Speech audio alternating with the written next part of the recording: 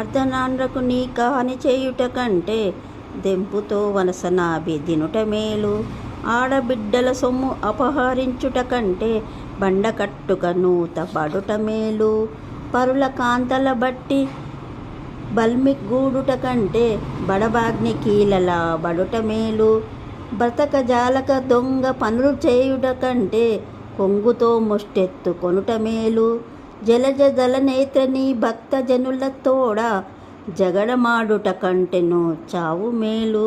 భూషణ వికాస శ్రీ ధర్మపురి నివాస దుష్ట సంహార నరసింహ దురిత దూర. ఓ నరసింహస్వామి, ముష్టివారికి దానం చేయకుండా బాధించే కన్నా విషము తినడం మంచిది.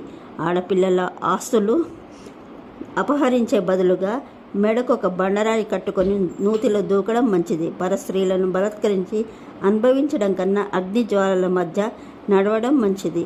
బతకలేక దొంగతనం చేయడం కన్నా చెంగు చాచి ముష్టెత్తుకోవడం మంచిది.